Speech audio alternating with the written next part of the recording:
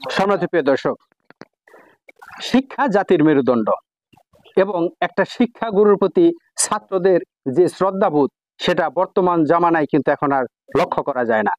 কিন্তু আজও 1996 সালের ব্যাচ সেই পুরনো স্মৃতিকে এখনো ধরে রেখেছে, সেই পুরনো ঐতিহ্যকে এখনো ধরে রেখেছে। সেই জন্য 96 ব্যাচকে গাজীপুর অ্যাকশনের পক্ষ থেকে শ্রদ্ধা এবং সালাম জানাই।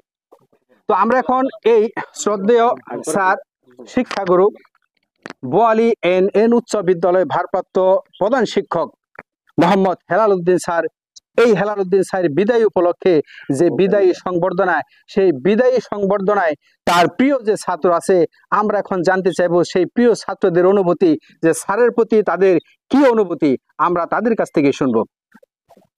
আসসালামু আলাইকুম, আমি মোহাম্মদ ইয়ার হোসেন, বোয়ালি এন উচ্চ বিদ্যালয়ের 1996 ব্যাচ। তো স্যারের সাথে আমরা ইন্ট্রোডিউস করতে পারি নাই, তো আমাদের দুঃখ ছিল। তো আমি চেষ্টা করেছিলাম যে সবার সাথে সমন্বয় হয়ে আমরা আমাদের যে ব্যাচটা একাত্রিত হয়ে আমরা স্যারের সাথে একটু দোয়া চাওয়ার জন্য আসবো। তো চেষ্টা করেছি যতটুকু পেরেছি, জানি না কতটুকু সফল হয়েছি বা ব্যর্থ হয়েছি। তো আমাদের যারা যারা আমার ফ্রেন্ড সার্কেল আছে 96 ব্যাচের, অনেকে দেশের বাইরে আছে, দেশের ভিতরে থেকে অনেকে চাকরির জন্য আসতে পারে নাই, অনেকে অসুস্থতার জন্য আসতে পারে নাই। সবার জন্য শুভকামনা রইল এবং স্যারের ভালোবাসা পেয়ে আজকে আমরা ধন্যবাদ সকলকে। আমরা যদি পরবর্তীতে আরো এই 96 ব্যাচের অনুষ্ঠান কোনোভাবে সফল করতে পারি, এর জন্য বড় কোনো চমক থাকবে ইনশাল্লাহ। ধন্যবাদ। আপনাকে অনেক অনেক ধন্যবাদ। এবার আপনি একটু বলেন। বিসমিল্লাহির রহমানির রহিম। মোহাম্মদ উজ্জ্বল আহমেদ, বোয়ালি এন উচ্চ বিদ্যালয়ের 96 ব্যাচের শিক্ষার্থী। কারণ আমরা হেলাল স্যারের বিদায় সম্বর্ধনা অনুষ্ঠানে উনি বাসায় উনার কাছে দোয়া চাইতে এসেছি। সেই বলে আমি আমার শেষ করছি। আসসালামু আলাইকুম। আপনার নামটা বলবেন। আমার নাম বিপ্লব চন্দ্র বর্মন, আমি এখানে গ্রাম চা বাগান, আমি বোয়ালি এন উচ্চ বিদ্যালয়ের 96 ব্যাচের ছাত্র।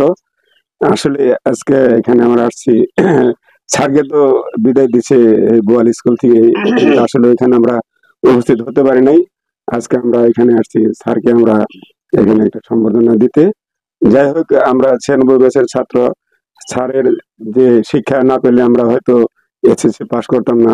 স্যারের শিক্ষা পেয়ে আমরা আজকে এসএসসি পাস করছি এবং আজকে আমরা এখানে এই গর্বিত একজন এই দেশের নাগরিক হতে পেরেছি। স্যারের কাছে শিক্ষা গ্রহণ করে আপনি কোন পজিশন আছেন, কি অবস্থায় আছেন, কোন জায়গায় জব করতেছেন একটু বলেন।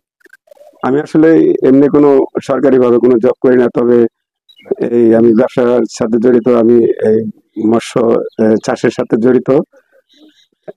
আমি একজন এই মৎস্য চাষী হিসাবে পার্টনারি ব্যবসা আমাদের, তো আমি খুব সুখে আছি মাছের ব্যবসার সাথে জড়িত থেকে। আপনাকে অনেক অনেক ধন্যবাদ।